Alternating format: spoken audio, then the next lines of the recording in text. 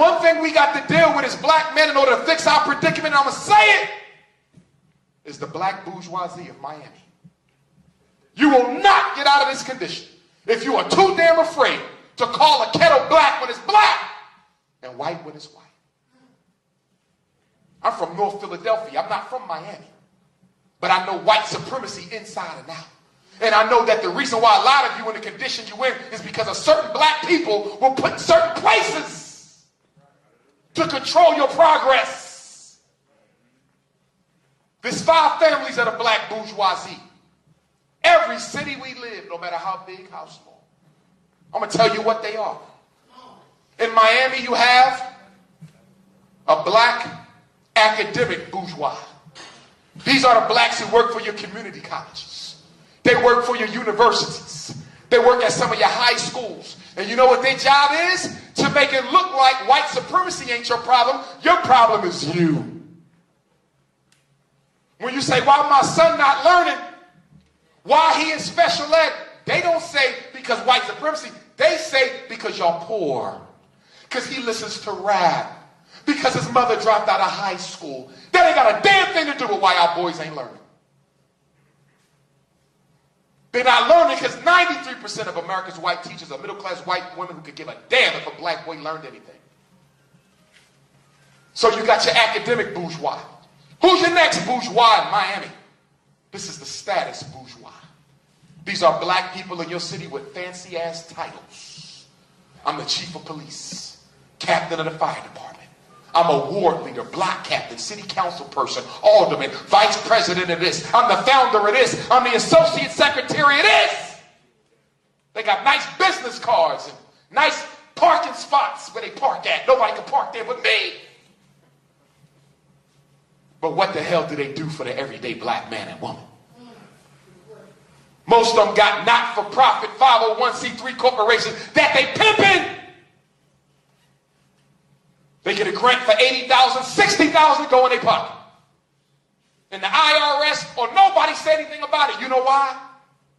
Because they have your faith. And as long as they have your faith, they keep you sleeping. So even though the IRS know they robbing you blind through that nonprofit corporation, they're going to let them get away with it because they keeping the dead dead. So we talked about the academic bourgeois. We talked about the status bourgeois. Then you got the economic bourgeois. These are some black folks in Miami and South Florida who got some money. They might not be a mega millionaire, but they a multi-millionaire. They got enough money where they could build a family center for our community. They got enough money where they could fund the after-school program. They got enough money where they could put some black kids to work, but they choose not to do that. But when the Boys and Girls Club of America need a check, they get it. NAACP Urban League need a check, they get it. When the tsunami hit Southeast Asia, they send a check over to the Asians. But when Hurricane Katrina hit New Orleans, they ain't have no damn money for the blacks. That's your economic bourgeois. 2 more groups. One of them is blacks in the Miami media. They got radio programs. They got TV programs. They got magazines. They got newspapers. They got cable networks. They got websites. Hundreds of thousands of our people listen to them every day. But the problem is what, brothers? They don't talk about nothing except nothing. So rather than talk about how black men are going to organize in South Florida for economic empowerment, they want to talk about Jay-Z and Beyonce's new baby. Instead of talking about the graduation rate and what we need to do about the schools down here in Dade County, we want to talk about the upcoming Source Awards. And the 5th family is the most dangerous of the bourgeois. And then I want to hit to some slides. What is the 5th family? Religion. Some pastors, some imams, some religious leaders. I never want to say all because normally once in a while there's an exception. But instead of organizing the church to fight police brutality, instead of organizing the church to improve the educational system, instead of organizing the church to hold your elected officials accountable, they use the church as a form of Novocaine, where they put Black Miami to sleep every Sunday for 3 to 8 hours. All week, you revving up for revolution. All week, I can't wait till I get to church and ask my pastor if we can start a training program for the black boys. Until you get in there, and he sprays some Novocaine. And then the choir come out and do a little jig. And by the time the service is over, your ass back to sleep. The biggest contradiction of the black church, and I'm not talking Christianity only, all of them. All of them. Kids, Muhammad, Christ, people under the moon, whatever the hell they believe in. Because you got brothers spooked out and that. I don't deal in spooky stuff. Well, Brother Umar, did you hear his Martians living under the earth? I don't give a damn about that. Or are they going to come help me fight white supremacy? You know, those people with one eye flying in the sky. What the hell they got to do with my existence? The church is escapism sometimes. Do you know what escapism is? Any idea, any theory that anybody gives you to make you think you have to fix your own situation. Ain't no Christ coming to do it. Ain't no Muhammad, no Martians, no aliens, none of that. You got to do this work. But do you know why black people love Martians on the moon and the planet Neptune and Captain Kirk? You know why? Because you want an excuse not to do what you know you're supposed to do. That's why church is so popular. I'm not going to blame the pastor. It's because you love it when somebody tells you to fix your problems. All you got to do. To fix your problems, all you got to do is pray and give me some money. But let's follow this to the end. Let's follow this to the end. So all of us go to the same church, hypothetically. We all put in a certain amount of money every Sunday, hypothetically. The pastor takes your money and takes it to a certain bank in Miami that's not black. It's white. So he's depositing about $50,000 in a white bank every Sunday. Stay with me. That money does not go up to God. It goes to a white bank. And let me tell you what the white bank does with your Jesus money.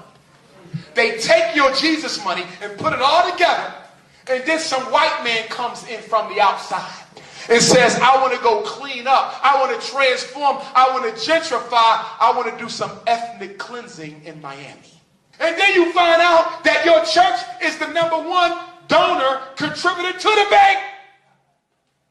Which means your Jesus money is doing the devil's work. Do you know how many of our grandmothers are homeless now because their Jesus money was given to a white developer used to move her out of the house she paid for 30 years ago? My biggest issue with the church ain't the church, it's the people who lead it. And my issue with them is how in the hell can you talk about heaven but teach the people to be comfortable living in hell?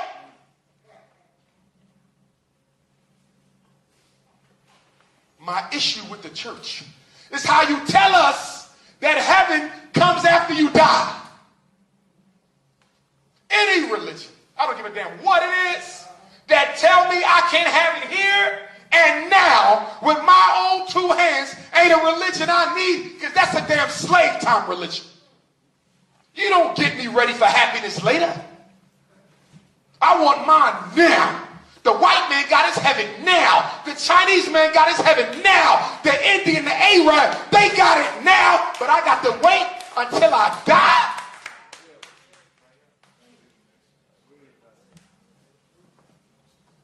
We need a black liberation theology that speaks to us. And we have to stop being afraid to be black. Too many of us are crouching.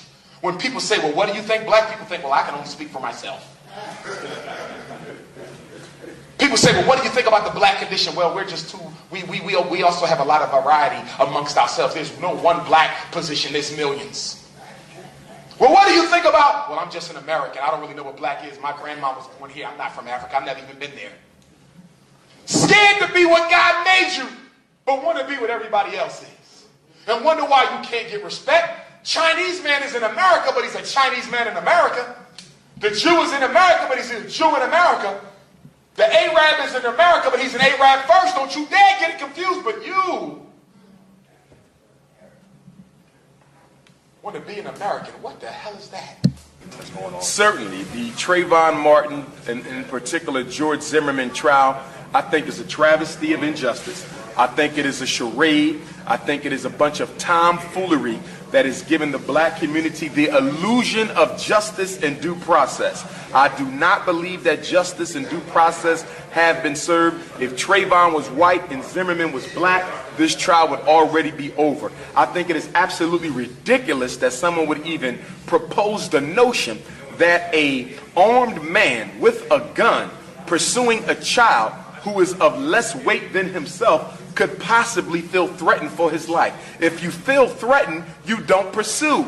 You evade, you run, you escape. But here's a man with a gun pursuing a child who claims to have felt that his life was in jeopardy. Still further, they're even trying to suggest that the screaming that the witnesses heard, who they clearly identified as the screaming of a child and the screaming of Trayvon, could in any way, shape, or form have been George Zimmerman's cries for help. You got a gun. Why in the hell would you be crying for help? I think that the way in which the black community reacted to the initial murder helped set the stage for the eventual either poor conviction and poor sentencing or possible acquitting of Zimmerman. I think that his parents did not react politically in the public eye with the type of resolute determinism that we should have saw. I think they were a bit too forgiving, a bit too willing to put this behind them. And of course, I don't presume to pass judgment on any parents losing a child, but I do think that had there been a much firmer response to the entire bail of George Zimmerman, him being allowed to go home on house arrest prior to the trial, that should have never happened. He was guilty of murder, and whether he was guilty or innocent, he should have remained in custody of the state until such time that he was proven to be innocent, which is a time that should have never actually surfaced, because I do not believe, based on the evidence before us, that he is innocent. But I think their reaction, I also think the shenanigans of Al Sharpton, who was sent down here to South Florida by President Obama. Okay, I think the way in which he dealt with the case was a little bit too lackluster. I think it was too integrationist. I also think it was a whole bunch of holding hands with people who don't like us, and I think that his parents may have basically been given some poor advice from Reverend Sharpton as to how they should have conducted themselves in front of the media as it relates to the loss of their son. My heart goes out to them, my love and support goes out to them. In no way am I saying they're guilty of participating in what appears to be the acquittal of Zimmerman. I'm simply saying that I think that the reaction should have been handled a little bit more forcefully, a little bit more resolutely, and a little bit more with a cry towards justice for our son, and not necessarily saying that, you know, we forgive people or anything like that too soon. Because by doing that, you kind of give the inclination that it's kind of okay not to take this as seriously as it needs to be taken. But I also think we, the black community, should have reacted to Trayvon's assassination, because that's what I call it, an assassination, in George Zimmerman's his murder, his homicide. I think we should have reacted to it a little bit more forcefully as well. I don't think the black community of South Florida should have been alone in dealing with this. I think that all over the country and world, for that matter, we should have all come down here to South Florida and raised a organized but disciplined holy hell and outcry. And the reason why the Trayvon case is so important is because it's one of the first significant cases where you see a citizen, not a police officer, but a regular citizen, pursue a child, kill that child, and may possibly walk home free. We have to look at the racial implications of the Zimmerman case. If he's allowed to walk after killing a defenseless child, remember, this is not a law enforcement officer, he was a civilian. If this civilian is allowed to kill a defenseless black child and walk, how many more white civilians will be allowed to kill defenseless black children and walk. So I'm concerned about this for my nephews. You're concerned about this for your sons. We're concerned about this for all black men in America, because we know that American law is based on case law and trial law.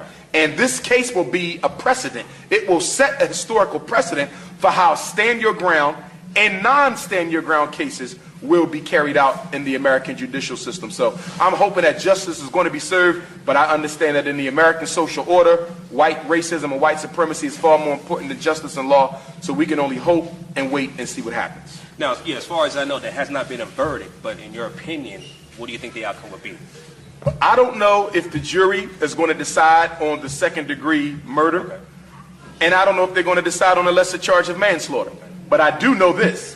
Whatever they decide on and whatever the sentence will be, I'm quite certain that it will have a catch-22 that would allow Zimmerman to be home in less than 6 months. I'm almost certain of whatever the conviction is, it's going to give him the ability to go home with time served after only being in jail, okay, for no more than a year. If he is forced to be in jail no more than a year without the opportunity for pre-release for good behavior, parole, or anything else, I would be shocked. No matter what happens, I think that white privilege is going to prevail. And with his father's connections and his connections to the police department down here in Florida, I would be shocked if justice was served in this case.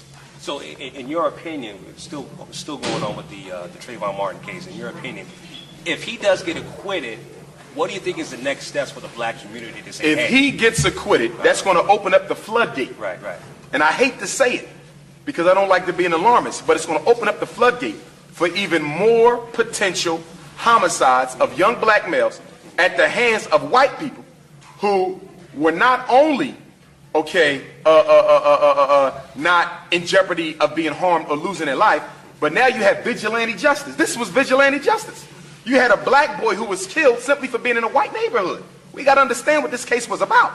Trayvon's only offense was being black in a white neighborhood. And if Zimmerman is acquitted for killing a child just for being in a white neighborhood, how many more black kids are going to be killed walking with a hoodie on in a white neighborhood?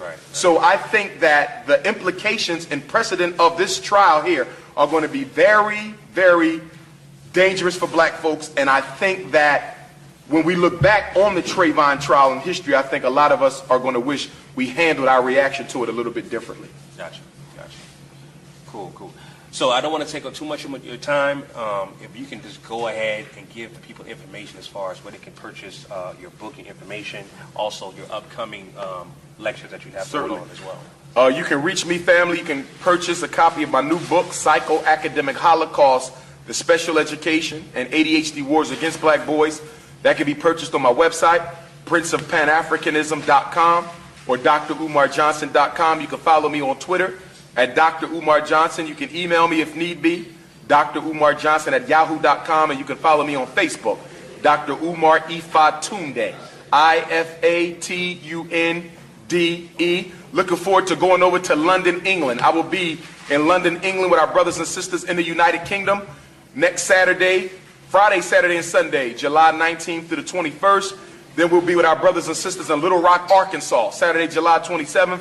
We'll be with our brothers and sisters in Kansas City, Kansas, August the 25th. We'll be with our brothers and sisters in Charleston, South Carolina, Newberry, South Carolina, in Charlotte, North Carolina, November the 7th and the 8th. We'll be in Los Angeles, California for the Ebonics Conference. November 3rd, we'll be in San Diego, California for the first time. November 14th as well as the 15th. Also coming back to Dallas, Texas, the last weekend in September. So we just got a lot going on. Back to Detroit, Michigan in August. So please, you can check me out on my website, drumarjohnson.com, YouTube, Facebook, Twitter. Any parents out there with issues involving your children, you need some expert mental health or educational advice, feel free to get with me at drumarjohnson.com. No struggle, no progress. Excellent. And I think that people who